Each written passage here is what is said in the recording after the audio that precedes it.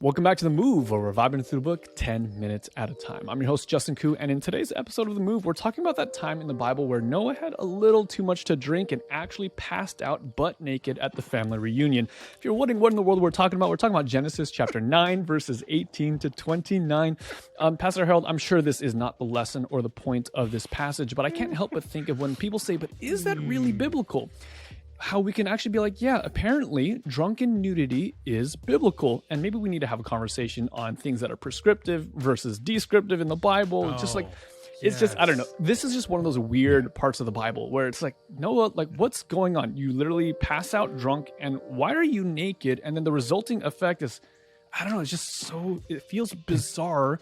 So anyways, I don't know. It's, from there, take it however you want because there's just so many interesting on-ramps to the conversation. It is. There's a lot. There's a lot going on in this story, and I think you hit on a really good point of descriptive versus prescriptive. Mm-hmm. Because I think a lot of times we confuse the Bible, and because somebody in the Bible did it, then we do it, right? Right. And so I've always used this.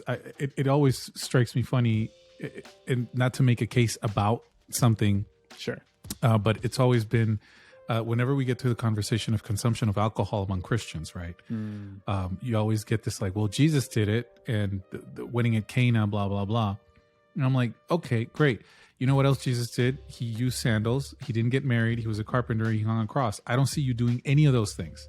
You're just wanting to, imbibe. Interesting. So Noah getting butt naked in the family reunion. I don't know if it's a family reunion. I think it was just. It wasn't a family reunion. I just thought that would be an interesting perspective. Yeah, but it was. It's a great image of him. Just he planted grapes, made some wine, drank the wine, and got so drunk that he was, I don't know, naked, streaking. What was Noah doing? And I just find that so bizarre. Like that storyline is already interesting. So weird. But then there's this whole part of one of his kids finds him and then tells the other kids, and then these other kids apparently are more respectful. Maybe there's some cultural things that I'm not aware of, but the other kids are more respectful. They cover him up. Noah wakes up, finds out what's going on, and then curses the kid who told the other kids. And I'm just like, dude, in my mind, I'm like, Noah, why are you cursing? Well, for one, why are you cursing one of your own children? For two, it kind of feels like it was your fault. I mean, like you drank the alcohol and you were naked. Like, so why are you mad at your child? And to be sure, it's like he curses Canaan, right? The son of Ham. Yeah, it's not even the kid who's responsible. He's cursing his grandchildren, I guess, or his grandchild. He curses his grandchild. Yeah, he curses his grandson, and then he blesses the other two that covered him. So there again, as we've seen in already other parts of Genesis, there are options. Okay. And this is something where I find myself relieved that there are options, and that we don't necessarily have to find ourselves landing exclusive. There are parts that you have to like land on one part, but there are other parts that you can like options. Okay. So option one is that he was just naked, and then Ham or Canaan seemingly call the brothers to mock their dad, to mock the old man. Hey, look at grandpa. He's naked. Look at him. Haha. He's naked. Right. And they're not just looking at him naked, but they're making fun of him and his, whatever creates or whatever generates. And it's a very disrespectful thing to do. Right. It's very unwise to do. It is really bad. Got it. Especially within that context. The other is that there is something more sordid happening here. That's another option that commentators have expressed, and that commentators kind of try to see if this is the case, where it could have been. There's one commentator. What's the guy's name? Wait, let me see if I can remember the name. If I can see it. Yeah, it's Naum Sarna. Sorry, I had to check that. Naum Sarna in his commentary, he says that there's several options, but that of something more sordid and more dark. happening there. Oh. And his option is that there are other options according through the rabbis or whatever over time, that it was either castration or even sodomy that Whoa. happened. Right. So Okay. not just mere nakedness, but again, the text doesn't give us too much, but the text gives us enough to know that Noah drank wine, he passed out naked, and then one of his sons, or Canaan, somebody does something that it could have been super sordid, or could have been within our Western culture very innocuous, right? Grandpa's naked, ha ha, but within that cultural context, it's terrible, to the point that his other two sons have to come in and cover him.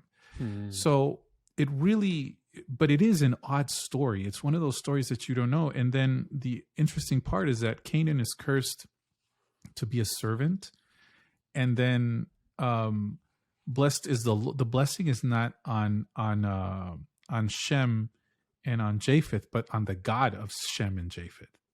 So there's almost like this division that maybe Ham is already again going a different direction than Shem and Japheth. And once again, you're going to get into chapter 10, you're going to get into all these nations, and you're going to get these two groups, right, that divide. So it's a known story, but it's interesting that he finishes blessing the God of Shem and the God of Japheth.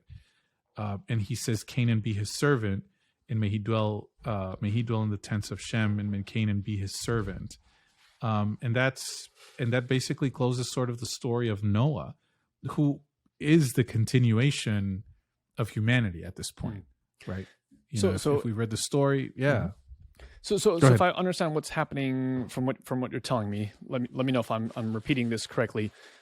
Something happened with the sons. There's maybe mixed reviews as to what exactly it was, but in the blessing and the curse, it seems to give us insight that something is happening, that the family tree is branching out, it's splintering a little bit, and there's clearly, for whatever reason, there's part of the family tree that seems to still be in keeping with the ethics, the morals, the God of Saint Noah. And there's another branch that seems to be emerging that is at least not in keeping with the ethics and morals, but maybe even seems to be suggesting that is a departure away from the God of Noah. Is that fair?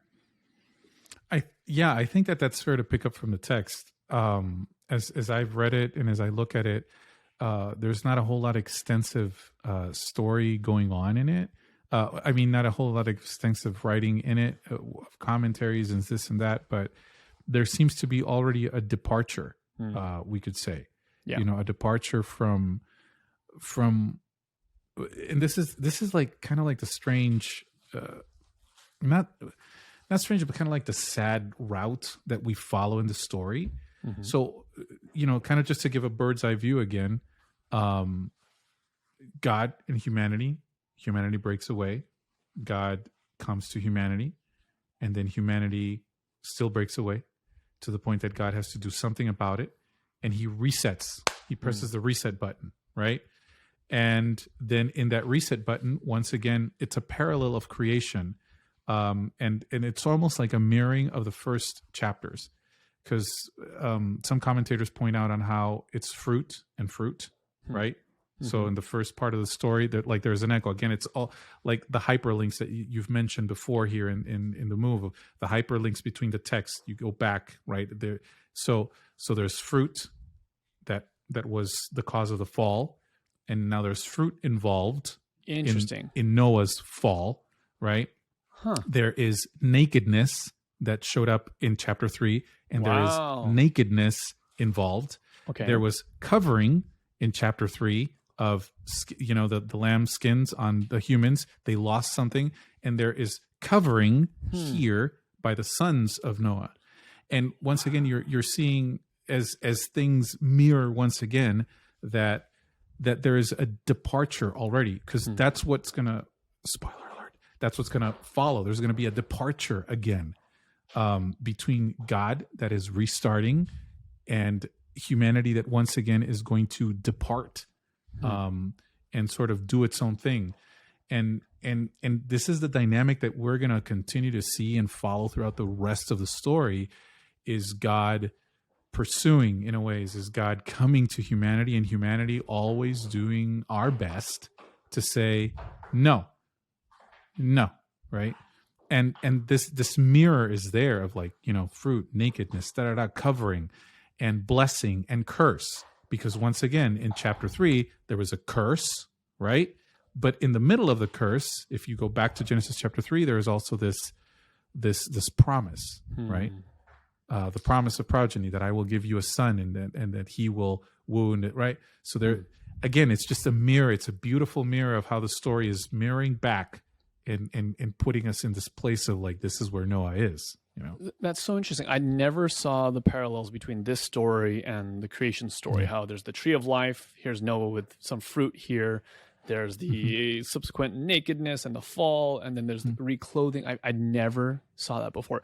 And this is something that we're seeing more and more and more, whether it's the episodes with you or in other episodes with our other guests.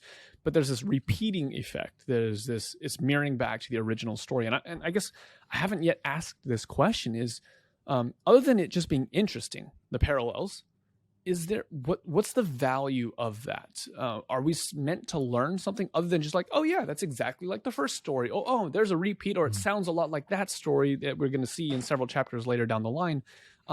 One, it is interesting. I've never seen it that way before. But two, why does that matter? And why is this something that seems to be? I mean, it has to be done intentionally because it happens so frequently. And so I guess it just leads me to ask the question, like, why? Why is this being mirrored so frequently? Why is this a theme, a reoccurring theme? Why are these hyperlinks taking place so often?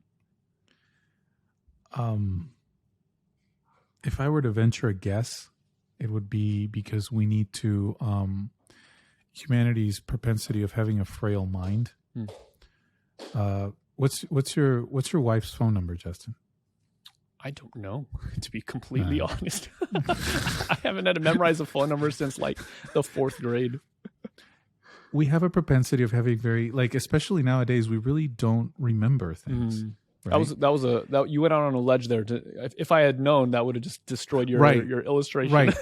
It would have. And then at the same point, I was about to say, don't say it publicly because that would be odd. No, but the reality is I actually don't. I genuinely don't have it memorized. She knows mine. She's a much more thoughtful person. I know my wife's number. I know my wife's phone number, and my phone number. But the fact is that the day that I would lose my phone, to call you, I look at your picture and I click on it. That's all I got to do, and I don't remember. So the mind. Humanity has a propensity, it seems, of forgetting things. Not just, we like to say now, it's like, back then it was different. No, back then they had a limited amount of knowledge, and the way that the mind worked was not necessarily in the analysis of the information, but it was like, okay, so this is the information we have, and we worked in a lineal way. But nowadays, we are required to do something more with the information that we have. We're required to analyze it and to see it. That's called wisdom more than just knowledge, right? And if I were to venture a guess as to why the Bible is written in the way that it is written, it is so that we can always be reminded, perhaps even in this case, of what happened initially, of the promise of gospel initially, because that's really where it all goes back to. You always stem back to that promise of progeny as this really, Ty Gibson calls it that, the promise of progeny. And I love how he points that out, because that's really what it was. It was a promise of progeny that through the human lineage that had already broken away and that had ruined things, now God is going to, through the human lineage, fix what was broken. Yeah. Right? Yeah. And it always harkens back to that, because all the hyperlinks are always tied to that. So it's not just, you're right. A lot of times, that's interesting. I also would venture a guess that there is art involved. This is something that we sometimes miss in the in reading the Bible. Yeah. Especially as we do it when we read it like fortune cookies or Proverbs or whatever the case is. Yeah. We forget that this is art. That when you go deep into the text and when you begin to peel off the layers of just reading it superficially, you begin to see that Moses and Isaiah and Paul and Matthew and Luke, all the biblical authors are artists that are, through the means of the word, are telling us a story.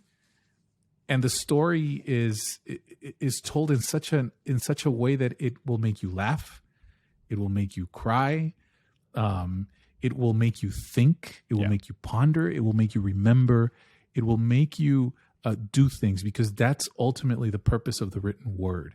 So it's not just a lineal, boring shopping list. I like that. There's art there's art involved in how the book was written, you know. The movie scene that jumps to mind is every time that Cap says his catchphrase, "I could do this all day," right? And it's like, well, why does he say that? Is it just a thing that he says? It's like, yeah, it is kind of just a thing, but it's meant to highlight an attribute of his character that, you know, he never quits, he's always going for it, and even in and this is the spoiler, right? Like when he goes back in time and he fights himself, and the past self is like, I could do this all day, and he's like, yeah. Like there's an element of all those times that he uses that phrase, there's an element of growth that is kind of called out subtly if you're paying attention. And then the other part of it is it's just cool. Like maybe it's okay for it just to be interesting. Like you're saying, it's art in that there's these repeating themes that are developed. Yes, we can learn something from it. And I think that the thing that we're seeing in this, what you just highlighted, is that the point is that God still comes through. That in the way that Adam and Eve fell, God comes through. In the way that Noah is falling in this way, God still comes through. And every time that we see these echoes of other people's failures, we're meant to be reminded of God saying, I could do this all day. I'm coming back for you. I'm never going to let you go. And I just think like, oh, that's cool. Like it's okay for it to be art as well as like still reminding us of God's promise. He is faithful even in our own unfaithfulness. Yeah. Like he remains faithful. And that really is one of the main themes of scripture, that in spite of the descriptions that you're like, again, you know, we've talked about this, I think previously, of prescriptive and descriptive. And in spite of the sometimes harrowing descriptions that you go, like there are some weird stories that are in the Bible, not just in Genesis, just some stories that you're like, what just happened here? Yeah. That you see that God is still faithful even in humanity's unfaithfulness. And that is one of the biggest themes of scripture. And I love the art bit. You just triggered a thought in my mind that, you know, a lot of times we have a tendency of looking at the Bibles, at the authors of the Bible. And we're like, you know, they were just these uncivilized, Neanderthalian guys, absolutely. Peasants, you know. And we forget that these were people that were skilled. Yeah. Like, you know, Moses, author of the Pentateuch, he went to like university in Egypt. Yeah. You know? Yeah. He was there in the throne, like in the throne line. Daniel was a guy that was trained in the University of Mesopotamia. Isaiah, you look at every single author and you get to see how they are just different and how poetic or how good.